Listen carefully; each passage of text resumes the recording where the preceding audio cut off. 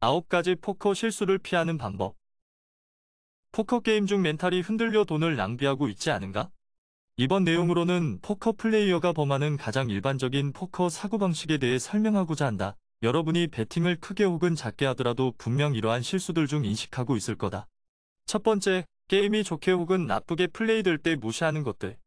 게임이 좋게 흘러가던지 나쁘게 플레이하는 중 종종 당신에게 영향을 끼치는 것들이 있다. 안 좋은 베팅들과 안 좋은 패를 가지면 게임을 중단하고 잠시 동안 주의를 딴 데로 돌려야 한다. 안 좋게 흘러가는데 그 외에 무엇을 제대로 할 수 있을까? 불행히도 여러분은 아무것도 할 수 없다. 게임이 좋게 흘러가 돈을 얻더라도 술이나 유흥을 즐기면 게임을 하면서 무엇을 얻을 수 있을까? 어떤 사람들은 이길 때, 질 때 포커 분석을 덜 한다. 분석 및 공부를 일상의 일부로 습관처럼 대해야 한다. 졌을 때 무리하게 행하지 않고 이길 때 방관해서는 안 된다. 기억해라. 항상 배울 교훈이 있고 그러한 교훈을 기억에 남기는 것은 당신의 칩을 얻는 것과 정확히 같은 것이다. 두 번째, 외롭게 지내지 말아라. 아무리 사회적인 포커 게임이라도 대부분의 포커 플레이어는 외로움을 느끼지 않을 수 없다. 당신의 친구들과 가족들은 포커 플레이어를 이해하지 못한다. 당신의 친구들과 가족들은 포커 플레이어를 이해하지 못한다. 그들은 어느 누구도 도전이라고 받아들이지 않는다. 그들은 그들의 전략을 공유하기를 원하지 않는다. 비즈니스나 스포츠에서와 마찬가지로 포커 플레이어도 팀워크를 통해 이득을 얻는다. 이것은 포커 전략과 나쁜 베팅 이야기를 공유하기 위한 것만은 아니다. 세 번째, 피곤할 때 포커 플레이.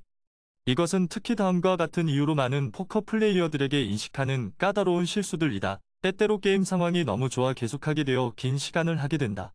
포커를 치는 것이 주는 스트레스 때문에 피곤하게 되면 포커가 항상 좋은 것은 아니다. 피곤한 상태에서 경기를 하는 것이 경기력에 좋지 않을 수 있는 많은 이유가 있다. 더 과소평가된 이유 중 하나는 피곤한 상태에서 내린 결정에 대해 후회하고 반성하지 못한다는 점이다. 이 점은 지양해야 할 필요가 있다. 네 번째, 포커 뱅크롤 관리. 이 접근 방식의 문제는 다음과 같은 후속 질문을 통해 명확해진다. 만약 당신이 소액으로 돈 관리를 할 수 없다면 고액으로 돈 관리도 할 수 있다고 생각하십니까? 당신의 은행 업무를 관리하는 것은 평범한 도박꾼과 전문 포커 플레이어를 구분하는 기본적인 기술 중 하나이다. 그것은 성공적인 장기화를 위해 필수적일 뿐만 아니라 당신에게 규율과 자제력을 가르치고 당신의 인식을 높인다. 다섯 번째, 게임에서의 과대평가.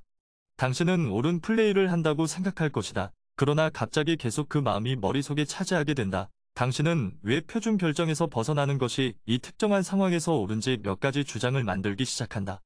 결국 계속 콜을 하고 지면서 화나게 된다. 왜 당신은 가벼운 선택으로 과대평가하는가? 지나친 생각은 당신의 마음 상태와 더 많이 관련이 있고 포커 기술과는 덜 관련이 있다. 그것은 종종 두려움에서 온다. 자신을 믿는 법을 배우고 실수를 두려워하지 말라. 당신은 항상 분석으로 당신의 게임에서 그것들을 다룰 수 있다. 여섯 번째, 틸트와 싸워라. 당신은 어떤 틸트를 하는가? 화를 내면서 불편한 감정을 표현하기 위해 물건을 때리거나 던지거나 욕설을 외친다. 당신은 시간과 현실을 잊어버린다. 갑자기 조용해지고 비인격화해버린다. 왜 나는 파케팅 있을 때 항상 지는 걸까? 난 망했어. 난 절대 이길 수 없을 것 같아. 이렇게 틸트를 함으로써 우리는 악마처럼 변해버린다. 감정적이 되는 것이 약점으로 노출이 된다. 감정은 포커 테이블 위에 설 자리가 없어져 버린다.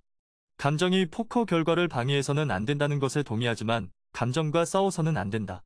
감정은 당신을 인도하기 위한 것이지 당신을 제재하기 위한 것이 아니다. 그러므로 다음에 화가 나거나 슬플 때 휴식을 취하도록 요구하는 것이 더 좋을 수도 있다.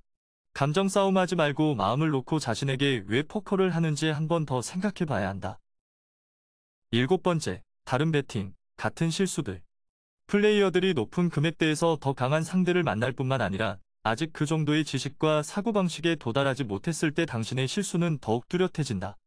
판돈을 올리기로 한 결정은 당신의 자금 운용이나 편안함에만 달려있지 않아야 한다. 당신의 기술 수준이 결정에도 큰 역할을 해야 한다. 상대 플레이어에 대해 연구하고 그들의 사고 수준을 분석해야 한다. 자존심은 접어두고 그것을 받아들일 준비가 되어야 한다. 자신에게 더욱 솔직해져야 한다. 여덟 번째, 긴 시간의 포커 플레이. 포커 플레이할 때 너무 긴 시간 동안 플레이하는 것도 좋지 않다. 오프라인이나 온라인 토너먼트는 보통 휴식 시간이 있다.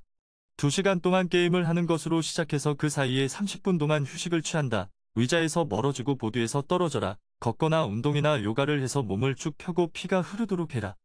이것은 스트레스를 해소하고 근육의 통증을 예방하고 다시 집중하여 펠트에 임하는 데 도움을 줄 것이다.